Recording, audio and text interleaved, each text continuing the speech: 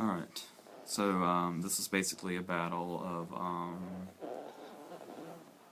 the two biggest movies that you complain about your girlfriend making you sit through even though you secretly love them and you know you do.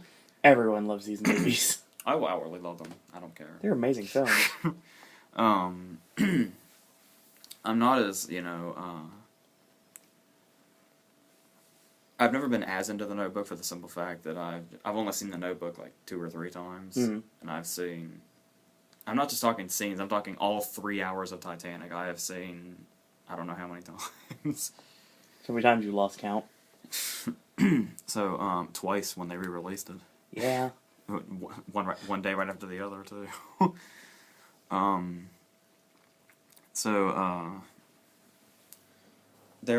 This is another one of those ones where it's kind of like the Oz battle, where it might seem like one totally overpowers the other, but and they might be more similar than you might think. Yeah. Because basically one's on land and is over the period of years, and this one is on water and takes place over the span of like 2 days. But regardless, you have the like the dirty, poor, yet charming guy that like walks around with fucking suspenders all the time. And he falls in love with the rich girl who has the rich family that disapproves of poor people, basically. Yeah, pretty much. And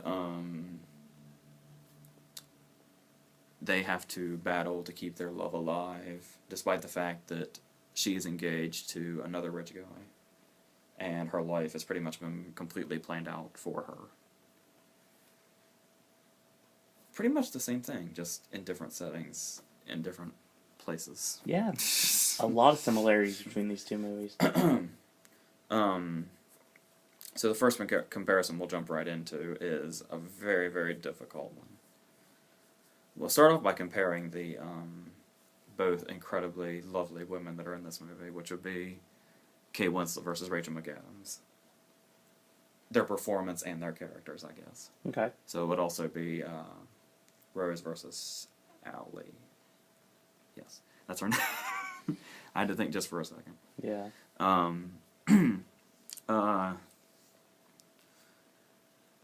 They're so similar because they have that because they've led this, they're pretty much not allowed to do anything lifestyle, and they're pretty much told to do everything they do in their life. Yep.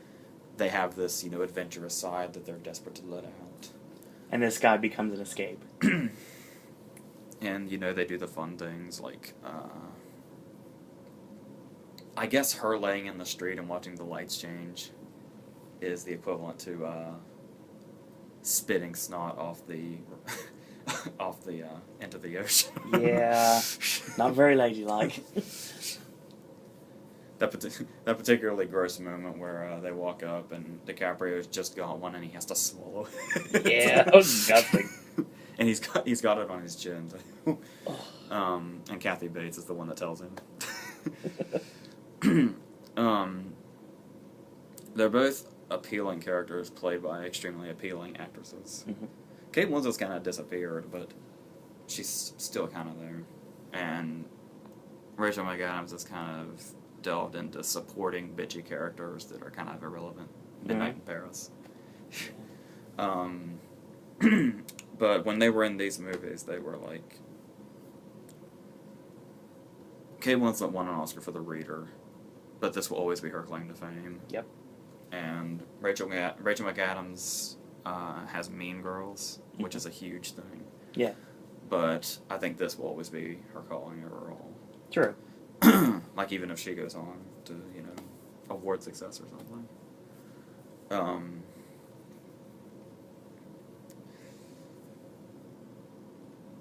I'm thinking I might like Rose a little better. Okay. For the fact that,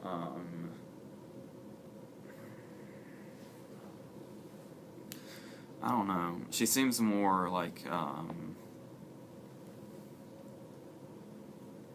she seems like more of a fighter. Oh, yeah, absolutely. Whereas,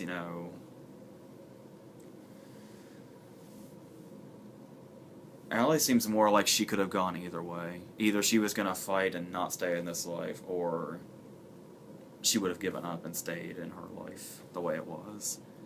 Whereas I think there's a scene where Rose is about to commit suicide. That's when she first meets Jack. That's how much Rose does not want to be a part of this life. Pretty much.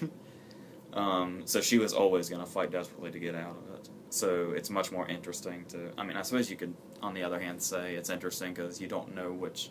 There are times where you don't know which way Allie's going to go. Like, you never know if Allie's going to choose Noah, or I think Lon is Morrison's name. Yeah, I believe so. I haven't seen Notebook in forever. We always know that Rose will take Jack over Cal by any means necessary. Absolutely. We'll get into that later, though. But Lon and Cal are completely different characters, so that causes that. We'll talk about them later. I just there's nothing against Rachel McAdams. Like if we were basing this on like looks, Kate Winslet's a very good-looking woman, but Rachel McAdams just crushes her like an ant in that competition. But I mean, just Kate Winslet is a more interesting actress than Rachel McAdams. Yeah. And she was able to take Rose to different places, whereas Allie just kind of seems in two places. Like she has when she's with Noah and when she's happy and free and adventurous, and she has when she's with her family and she's like nothing. Yeah. But Rose has like at first she hates Jack, mm-hmm. and it's very pushes him away. Yep. Like she snaps at everything he says. Like, I know what ice fishing is. But then there was like going back to the fighting thing, like the scene that everybody loves, where it's this big cathartic moment where she spits in Cal's face at the end. Oh yeah. And she turns into a hard ass when she has to when Jack is handcuffed and the ship's sinking and she has to go get help, and she does all of this by herself. I mean, Allie is absolutely in love with Noah, but I can't see Allie wielding an axe and going through all this. No, not at all. She's too... damsels in distress? Yeah. Somewhat. So yeah, I would say Rose / Kate Winslet would take this one. But then that leads us to one that's probably even more difficult than this. To the point that I actually haven't even decided yet. I'm going to have to decide right here on camera. This is going to be entertaining, folks. We have Leonardo DiCaprio versus Ryan Gosling. Jack versus Noah. Good God. Okay. You have an unenviable task, sir. I don't even know where to start with this. Okay. I suppose you could say... Oh, God. I don't know. They both have that... Well, there's the thing. It's which Noah you want to do. There's the beginning Noah, who's kind of a pretty boy, and he's just like more of a troublemaker. But then in the second half, you have your war veteran, seasoned, bearded Noah, and he's like a little more hardcore. A little more hardcore. So he's able to bring more depth, whereas Jack is, just... You see, that's the problem, though, with the time, is the Notebook takes place over years. Yeah. So Noah had time to get, change and turn into a different character, whereas Titanic only takes place over, like, 2 or 3 days. Yeah, it takes place... So Jack is not going to change, really. No, not at all. It's just... it's really weird to have to actually choose between the appeal of DiCaprio in his heyday and Gosling in his... Gosling's heyday is still going on, but I mean his younger breakout days.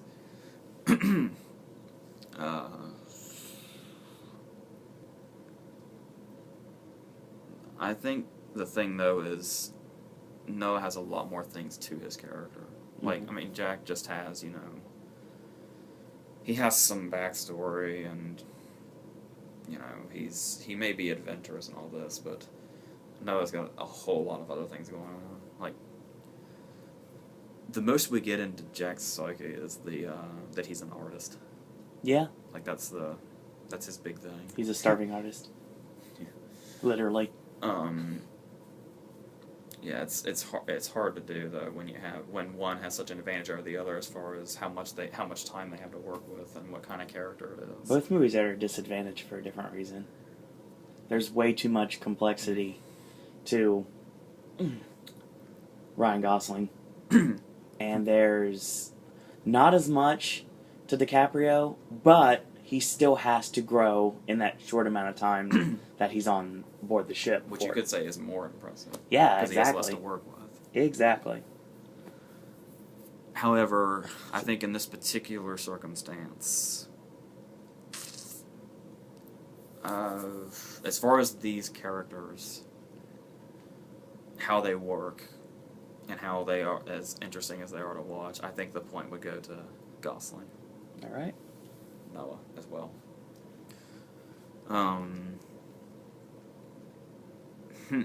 I guess now we'll do Battle of the Forced Fiancés. Well, Mars isn't really forced because he proposes and she says yes, and she's happy at the time. So. Yeah. But yeah, Billy Zane versus James Marsden. Cal versus Lon. Well, here's the thing. First off, Marsden's not in that notebook very much. No, he's not. But you know, he's very Marsden-y when he's there. He's the his face looks like a perfect sculpture, and he's extremely charming, and women love him, and he's always says the right thing and all that. Cal is a super villain. Yeah, he is. Like, the thing is when Lon finds out about Noah, he just paces the floor and he says, like, do I beat him up? Do I kill him? Do I confront him? That's jumping from all extremes. I can't do that. Cal does all of that. He tries to kill him. He tries to beat the shit out of him. He tries to get him arrested. Yeah. Very true. There's literally a scene where he's chasing him around shooting him. Yeah.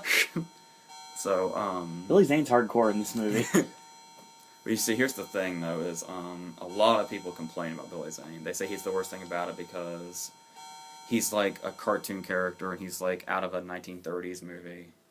And he's just really way too over the top.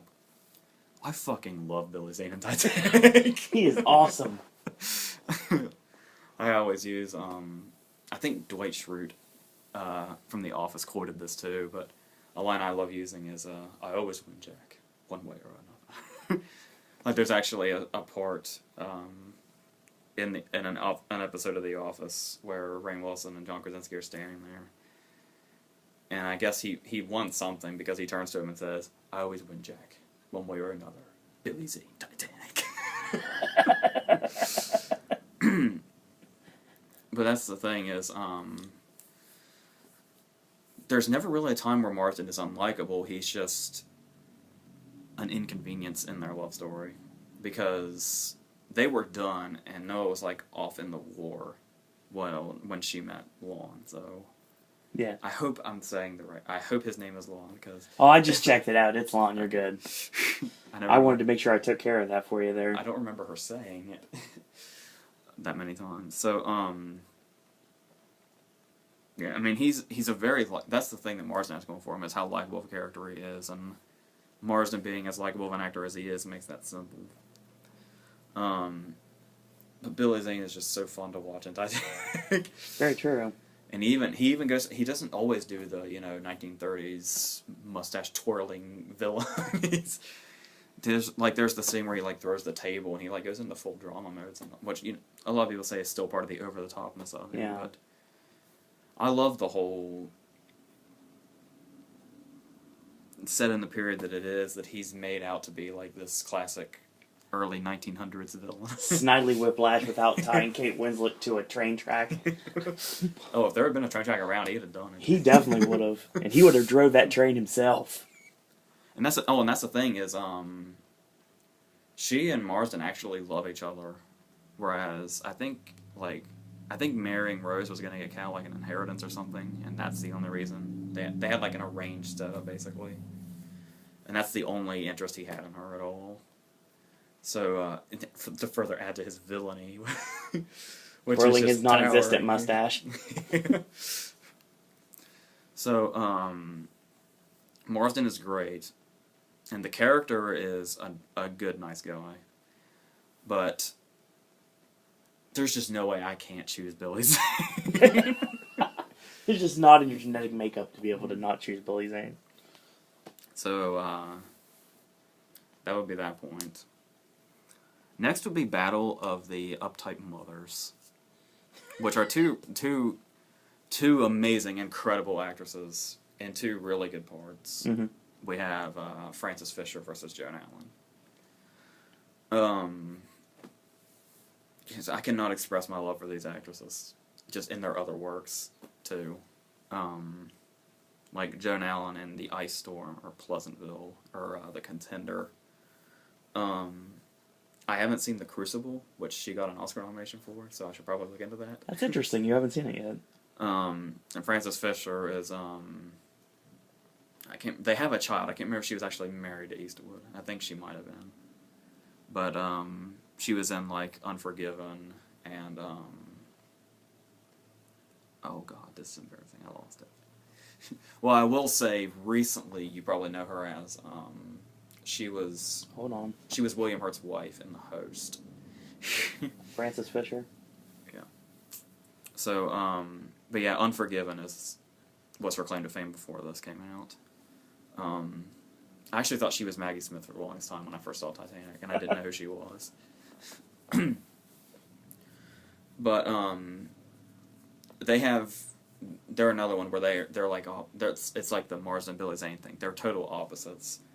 Joan Allen is very big in this movie. Like she's got a lot of yelling, and her disdain is absolutely out there. Whereas when Frances Fisher expresses disdain in Titanic, it's usually in whispers or behind closed doors. But nevertheless, they're the same character, just one's louder than the other. Mm-hmm. But as far as acting is concerned,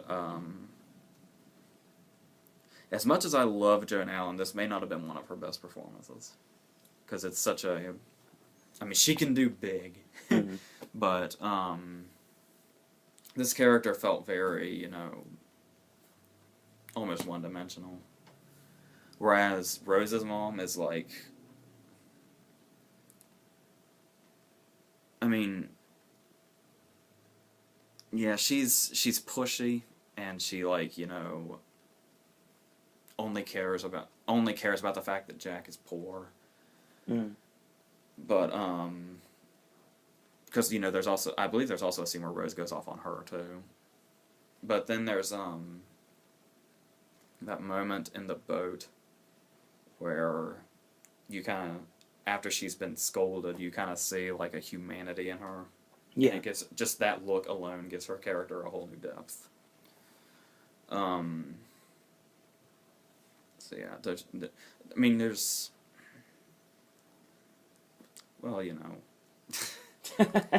this is probably the most difficult comparison I will ever have to do. Maybe. But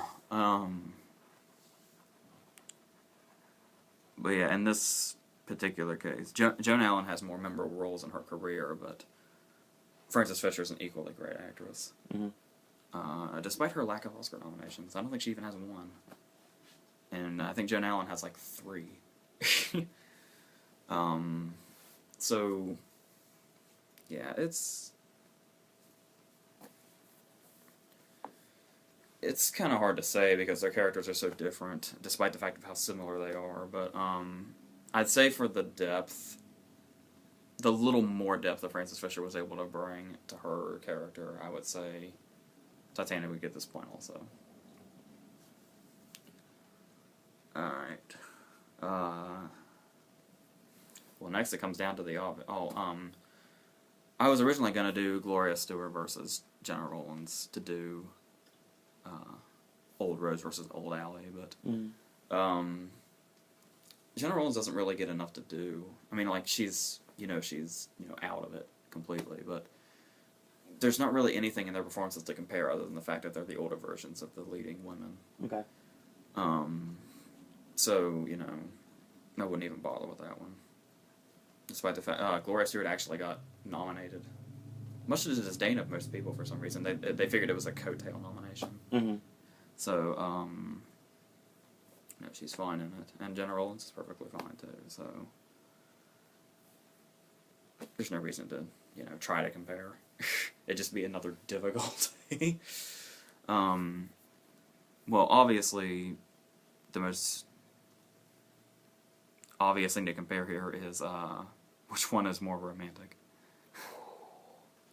So let me pull what's left of my heart out. That's it. Yeah. And figure this out. The thing about it is,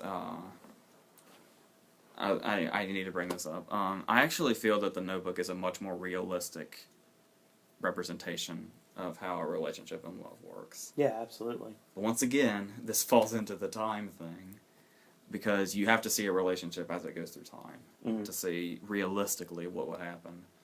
Obviously, we don't know because Titanic takes place over 2 or 3 days and then one of them dies. Yep. We'll never know. But then again, that could make that seem more romantic. Because that's... As The Notebook shows us, you fall in love, you do great things, you get mad at each other, you break up, you get into fights, you get back together, something splits you apart, but you keep finding your way back together. Yeah. Rose and Jack will forever be able to live off the unbroken love that they had for 2 days. Correct. Which is equally heart-rending. Very much so.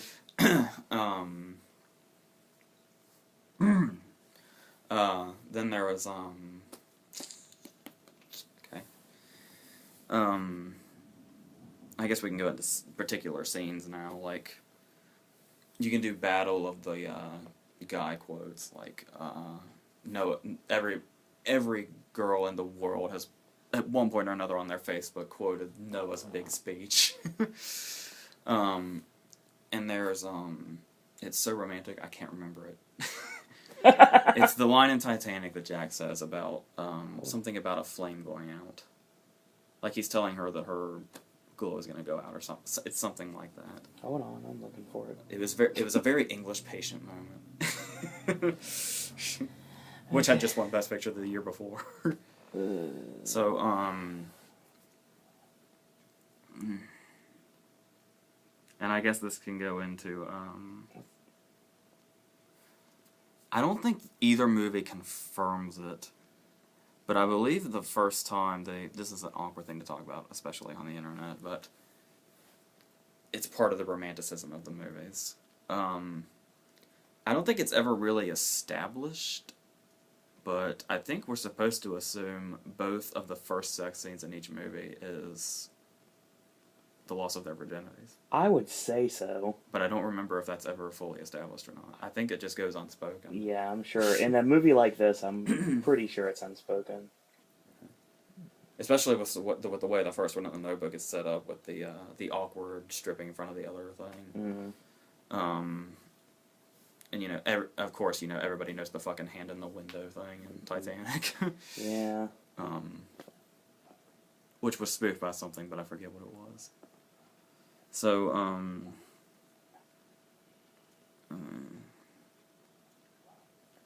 it's just a matter of if you prefer realism or more fairy tale-like. And you have different... But there are even parts of The Notebook that are, you know, a little too fairy tale-like. So, I got your Jack quote. What is it? It says, "Really? I don't think so. They've got you trapped, Rose, and you're gonna die if you don't break free.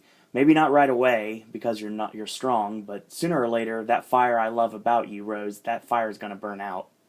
Yeah. People like using that quote. Maybe not today, maybe not tomorrow, but soon for the rest. But yeah, that's another great thing is a lot of people hate Cameron's script for Titanic, but I actually think it's a really nice callback to a lot of older movies. Like, Those scenes seem like they'd be right out of Casablanca. Or Absolutely. So, which only adds to the romanticism. And they fit the time frame of the movie, too. Yeah. So, yeah, the Casablanca, lines and Billy Zane's dastardly deeds. Snidely Whiplash. Yeah. Yeah, the Notebook is definitely, gets points for showing the brutality of loving someone. Cause that's just... Obviously, love has brought nothing but ugliness to my life. So, join the club, sir. And, this movie really depicts that ugliness that can happen. Yeah. But, it's when they get to the ending and, it's the whole... James Garner was him the whole time, and Jennifer Lawrence was her the whole time. Yeah. How it always, no matter, somehow, some way, it'll find a way to happen. It's like, these movies don't just, pull at the heartstrings. You have no strings left in your heart by the time both of these movies are over. That's the next category. I was not trying to segue, but that's awesome. I guess it depends on, whether you're soft or whether you are emotionally completely hardened and dead.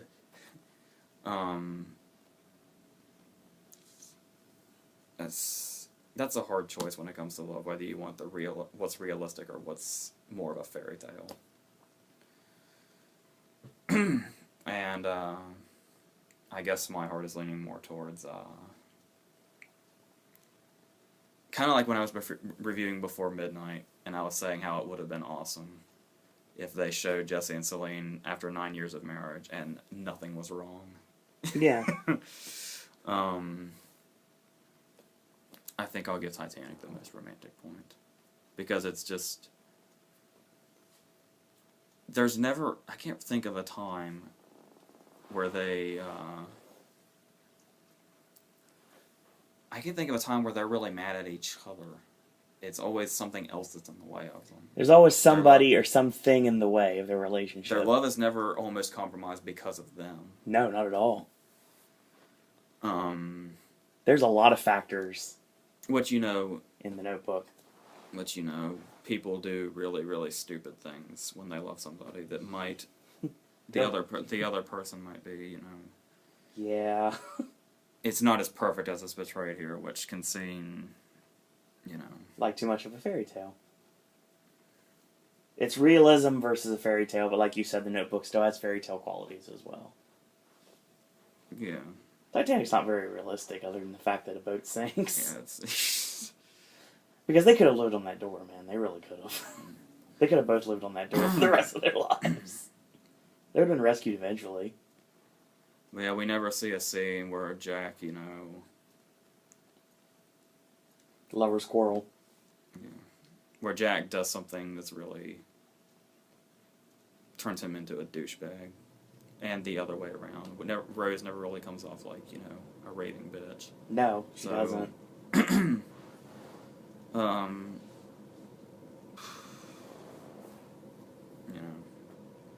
And you gotta look. You look at the scenes where Noah might seem unlikable in the Notebook at one point or another, or Allie might seem unlikable at one point or another. Mm-hmm. But everything they do out of the love for each other, exactly. Whether it's smart or not. Yeah. And that's the way it goes. But indeed. As far as since we're talking about movies, and movies are fake, and movies are fairy tales, that's why Titanic is the point. That's a good way to look at it. I guess. Sure. And lastly, of course, which one has the saddest ending? Oh God. On the surface, this is a no-brainer. I know the answer already in my head, but only for one tiny detail that probably not many people even think about. Okay. Let's talk about the Notebooks first. Okay. Well, as I talked about, it's a big thing when you realize... I mean, you kind of think it in your head the whole time, but it's finally actually revealed that he's Gosling and she's McAdams. Yep. And then, she, doesn't remember him at all. It's kind of like that movie Away From Her about Alzheimer's. Yeah. where the husband visits her every day, and she doesn't know.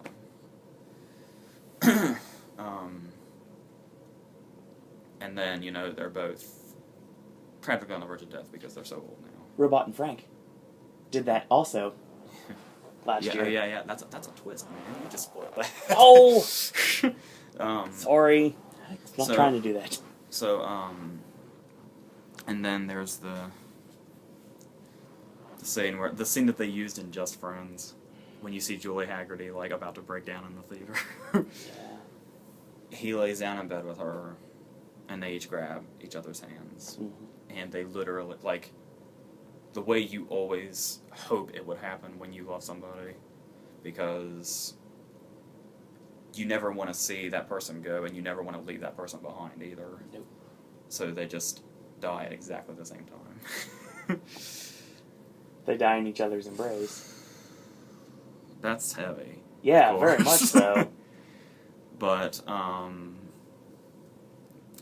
there's one small detail that just fucking kills me at the end of Titanic. Okay. Like, I almost didn't want to see this in theaters because I was afraid of emoting in front of other people. Yeah. Okay, so I'm not talking about Jack biting it either. Everybody knows Jack bites it. Yeah, of course. It's actually kind of funny because she says, "I'll never let go," and then she lets go. Like I said, they could have lived on the door. It was big enough. Out of pure love, he didn't want her to have to endure a second in that water. Okay. That's why he didn't jump on the door. Okay. Okay. So,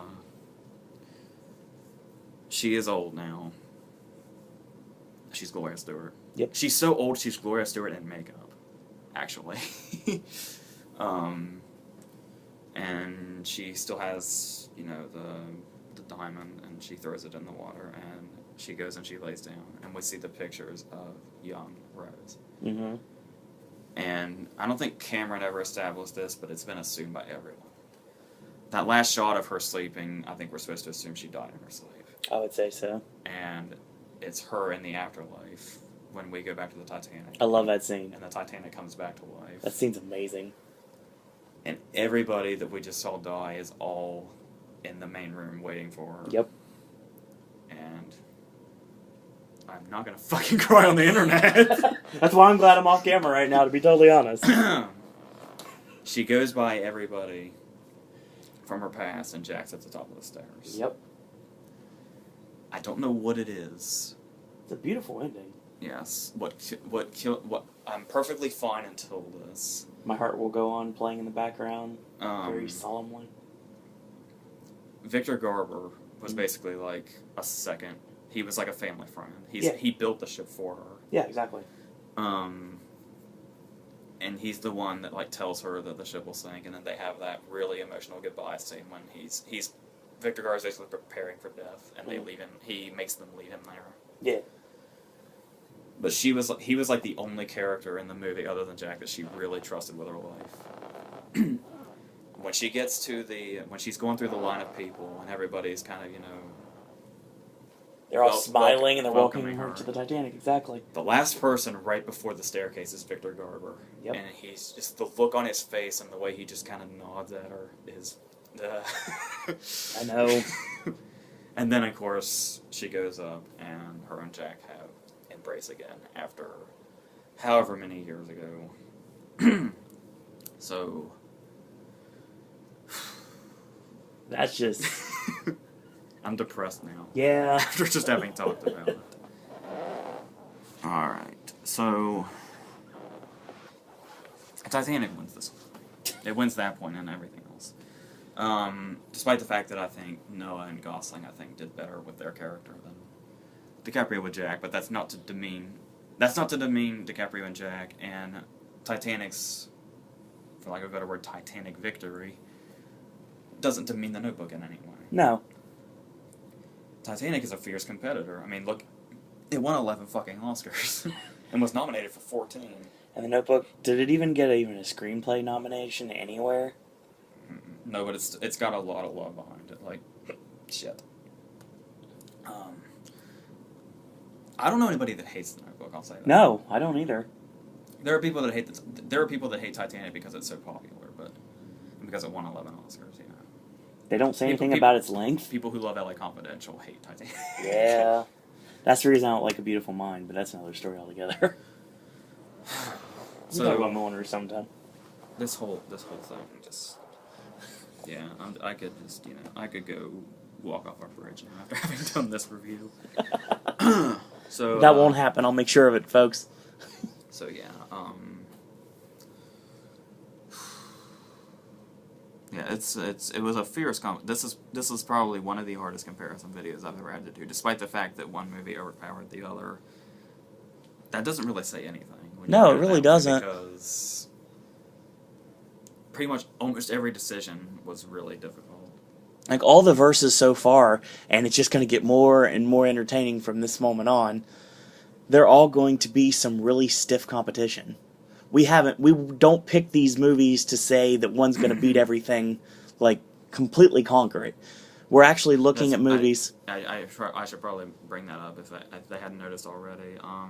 I'm only doing movies that I like. Like, I'm never going to do 2 movies that I hate, or 1 movie that I like and 1 movie I hate. Yeah. Every movie, and obviously I have DVD representation of every movie, so that shows you that I at least like every movie that's involved.